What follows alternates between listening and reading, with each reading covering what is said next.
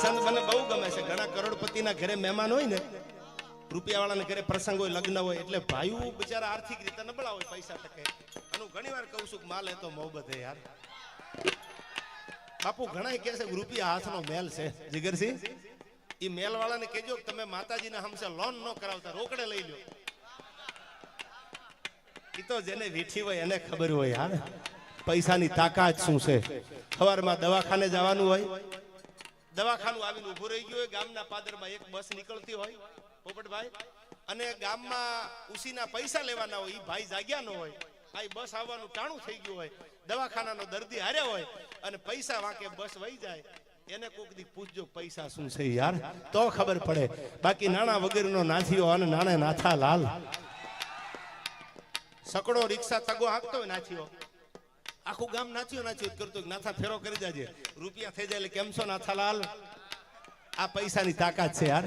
કાજીની કૂતરી બીમાર પડ્યું, ઘણી વાર દાખલો દઉં છું, આખું ગામ ખબર પૂછવા ગયું બાપુ કે તમારી કૂતરીને એકચ્યુઅલી તબિયત ખરાબ હતી, હવે કૂતરી ક્યાં ગઠીમાં હતી એની, તો એને ખબર પૂછવા ગયા. શું કામ? કાજી પૈસા વાળો હતો, કાજીનું નામ હતું એટલે એને હારું લગાડવા ગયા. એકચ્યુઅલી કાજીભાઈ તમારી કૂતરી બીમાર હતી, એકચ્યુઅલી એને મજા નહોતી, એકચ્યુઅલી આમ છે તેમ છે બધું કર્યું, પણ જેથી કાજી ગુજરી ગયો ને તેથી શમશાનમાં કાગડા ઉઠતા હતા કે હવે હારું કોને લગાડું, આ દુનિયા છે નક્કી તમારે કરવાનું છે યાર. આવા ભગવાધારી એક દી મહેમાન બન્યા હતા બિલખાના પાદરમાં જુનાગઢ આગળ, અને કીધું કે તારામાં તેવડ હોય તો દીકરો ખાંડીને ખવડાવી દે. એ તો હતો ભગવાન, પણ તેદી કીધું તું તો હવે સાંભળી લો, દીકરો ખાંડીને ખવડાવી દઉં. અનુપમા જો એનો વાંધો નથી, પણ કોક દી ગાવા ઇતિહાસ યાદ રાખજો યાર. ઘણા બહેનો આહુડા પાડતા હોય છે, અનુપમા દુખી બહુ છે, અનુપમા દુખી બહુ છે. કોક દી મુંબઈમાં આટો જ મારો, એ જલસા કરે છે યાર. દુખી તો આપણે છીએ બાપુ, માનસરોવર બાપુ, આપણે કરવાની શું જરૂર છે? ઇતિહાસને યાદ રાખવાના છે. ભારત વર્ષની દીકરી ઇંગ્લિશ મીડિયમમાં ભણતી હોય, ગુજરાતી મીડિયમમાં ભણતી હોય, ભણવાનું, education is the best weapon. મોટામાં મોટું આ જમાનાનું હથિયાર હોય તો ભણતર છે. એ તમે જાણો છો. બાવળિયાળી હમણાં થોડા સમયમાં એક જબરજસ્ત આખી છાત્રાલયનું જે ઓપનિંગ થવા જઈ રહ્યું છે થોડા સમયમાં. અને બીજી વાત કરું, વાયબીએસ ગ્રુપ છે, આયા યદુવંશી ભરવાડ સમાજ ગ્રુપ, એને પણ એકવાર જોરદાર તાળીઓથી વધાવો. સમાજના કેટલાય સારા કામ કરવા નીકળ્યા છે, અને એને નક્કી કર્યું છે કે છાત્રાલય બને એમાં education is the best weapon. મોટામાં મોટું હથિયાર આ જમાનાનું ભણતર છે, ભણાવજો. પણ ભણતરની હારે હારે હું એટલું કહું છું, 18 વર્ણ માટે કોઈ જ્ઞાતિ નહીં, કે દીકરીને બાજુમાં બેહારી આપણો હનુમાન કોણ હતો બાપુ, આપણો રામ કોણ હતો, આપણો કૃષ્ણ કોણ હતો, આ બધા જ આપણા ભગવાન છે. આપણા નગા લાખાનો ઠાકર કોણ હતો, ભલે મીડિયમ ઇંગ્લિશમાં ભણતા હોય, એને આવું શીખવાડજો. એને ગીતાના જ્ઞાનની ક્યારેક વાતો કરજો, એને ક્યારેક શિવાજીના હાલડા સંભળાવજો, એને ક્યારેક અણહિલ ભરવાડની વાત કરજો, એને ક્યારેક રા નવઘણની વાત કરજો. અને મોટી થાય ને તો એને કોક દી બેન જાહલની વાત કરજો, દીકરીઓ દેશમાં કેવી હતી. અને એથી આગળ કહું તો એને 1857ના વિપ્લવમાં હાથમાં તરવાર લીધી, અને તેથી બ્રિટિશરોની સરકાર હતી. આપણો કાયદો, આપણી પોલીસ તો હજી શરમય ભરે કે આ દેવાયતભાઈ છે કે માનસરોવર બાપુ છે, તો કઈક શરમય ભરે હજી. તેથી તો બ્રિટિશરો હતા. અંગ્રેજી હુકુમતની સામે 1857ના વિપ્લવમાં દેશની દીકરી હાથમાં તરવાર લીધી, અને બાપુ અંગ્રેજોના દાંત ખાટા કરી દીધા. અને તેથી અંગ્રેજો પૂછતા હતા છે કોણ? અંગ્રેજોના પાયા હલબલાવ્યા કે તો ઝાંસીની રાણી લક્ષ્મીબાઈ છે. આવી દીકરીઓ આ દેશની હતી.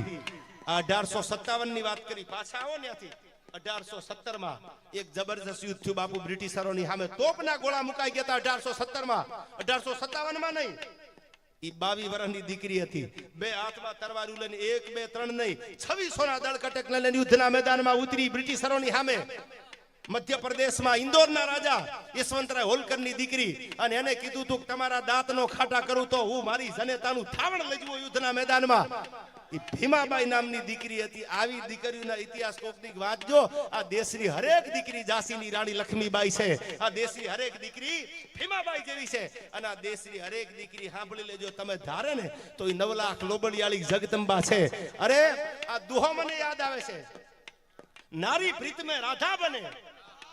આ દેશની નારી જો પ્રેમ કરે ને તો રાધાના જેવો બાપુ પ્રેમ કરે. દુહા સાંભળજો, નારી પ્રીત में રાધા બને અને ગ્રહસ્થી में બને જાનકી. આ દેશની દીકરી ચોરીએ ફેરા ફરી અને પોતાના પતિની હારે હાલતી થઈ જાય તો જાનકીની જેવા માથે ઘરના ઘા દુખના થઈ જાય ને તો ધરતીમાં હમાઈ જાય. બાકી નક્કી કરી લે કે એની આબરૂની મુઠ્ઠી ઉગાડી નહીં થવા દઉં. નારી પ્રીત में રાધા બને અને ગ્રહસ્થી में બને જાનકી. હવે કડી સાંભળજો, અરે કાલી બન के शीश काटे जब बात हो सम्मान की. कालका बनी जाए હાથમાં તલવાર લઈ લે અને હામાં દુશ્મનોના માથા ઉતારી લેજો. પોતાના સમાનની વાત હોય તો આ નારીની તાકાત છે. નારી પ્રીત में राधा बने અને गृहस्थी में बने जानकी. अरे काली बन के शीश काटे जब बात होवे सम्मान की. પોતાના સમાનની વાત આવે ને તેથી આ દેશની દીકરીઓએ માથા ઉતારી લેતા વાર નથી લાગી. ઈ આ દેશની દીકરી છે સાહેબ. એને તમે ભણાવજો ગણાવજો પણ એને આપણી ધરોહરની આપણી સંસ્કૃતિની આ સનાતન ધર્મની વાતો સંભળાવજો. શું કામ કે એના કુખેથી જે દીકરા જન્મે એના કુખેથી જે દીકરી જન્મે ઈ સાહેબ આ ભારતની પેઢીયું છે. આ ભારતનું આવનારું દાતાર છે. આ ભારતનો આવનારો મર્દ માણસ છે. એટલા માટે અમે આ ગળા તાણી તાણી તમારી સામે વાતો કરી છે કે એવું કઈ સમજાવજો એવું કઈ શીખવાડજો. ત્યારે મને યાદ આવે છે આયા પણ મને અહીંથી ફરમાય છે એટલે અમારે સ્વર્ગસ્થ એવા લાલો માધવ તમે પડકારો કર્યો છે એટલે મને લાગે છે માણે કે ખારું તો કર્યું છે. કારણ કે બાંપા ખદડામાં કોઈ પડકારા ન હોય. આ હું ઘણી વાર કહું છું મરદની મોકાણમાં જાતા તમે રૂડા લાગશો યાર પણ બાયલાની જાનમાં ન જાતા કોઈ દી. આ કાંઈ કઈ વાતો હવે એકચ્યુઅલી શું થાય છે હવે શું થાય છે કાંઈ કરવાનું શું હોય ભાઈ લડી લેવાનું હોય માથે પડે તો. હવે પ્રોગ્રામ કર્યો તો બાનસરો બાપુના સાનિધ્યમાં એક જબરજસ્ત લોક ડાયરો બાપુએ આયોજન કર્યું હતું અને મેં બાપુને કીધું હતું મેં કે બાપુ હાંકડું બહુ ખખડાવે છે હવે સહન નથી થતું. અને બાપુ અમારે ત્યાં જબરદસ્ત ડાયરો પહેલો એલો મને એમ થયું કે ચાલુ આ બાજુ આપણા ડાયરા આપણી સાહિત્યની ભાષા પણ તમારા બધાનો પ્રેમ એવો છે અમારી સાથે કે લોક સાહિત્યને એક એક વાતને આજના યુવાનો ઝીલે છે. આમ એક એક વાતને આમ પકડે છે. છીપલામાં જે મોતી હોય ને એમ એક એક વાતને પકડતા જાય છે. ત્યારે આ સ્વર્ગસ્થ એવા લાલાભાઈ માટે આ મારે બે કડી ગાવી છે. હાકનો પડકારો કરજો. પૈસા હોય તો આ સુધી ગોળ કરવા આવજો ન હોય તો હું સમજુ છું ભાઈ. એમાંય મુંજાતા નહીં. તો સમય બલવાને નહીં પુરુષ બલવાને યાર એ તો સમયના વાજા છે મુકેશભાઈ. ત્યારે મને યાદ આવે છે આ સાહેબો ગોવાળીઓ બે કડી મને કીધું છે એટલે માટે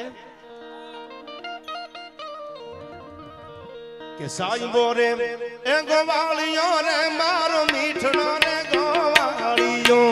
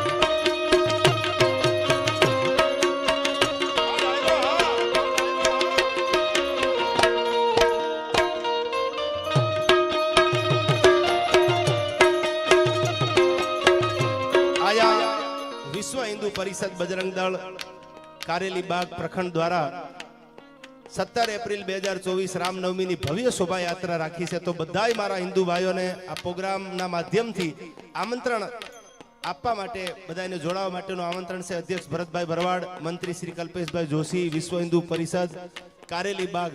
હવે એટલું જરૂર કશા જાહેરાત થઈ છે એટલે હિન્દુના દીકરા હોય તો ઉભા રહેજો ને. ખાલી તમારો બધોય સમય મેલી અને રામ આપણો બાપ છે, દ્વારકા વાળો આપણો બાપ છે. આવું જો સરસ મજાનું વડોદરાની ધરતીમાં આયોજન થતું હોય તો આમાં જેટલા ઊભા છો અને આ માઇકથી જેટલા સાંભળે છે એ હિન્દુના દીકરા હોય તો એમાં ઊભા રહી જાય તિલક તાણીને કોની તેવડ છે લાંબી આગળી કરીએ કે હવે આ જમાનો આવી ગયો છે યાર એટલે બધાય મોટી સંખ્યામાં આમાં હાજરી આપશો એવી તમને નમ્ર નિવેદન છે રિક્વેસ્ટ છે ભરતભાઈને પણ ખૂબ ખૂબ તાળીઓથી અહીંથી કલ્પેશભાઈને વધાવો જેને સરસ મજાનું આવું આયોજન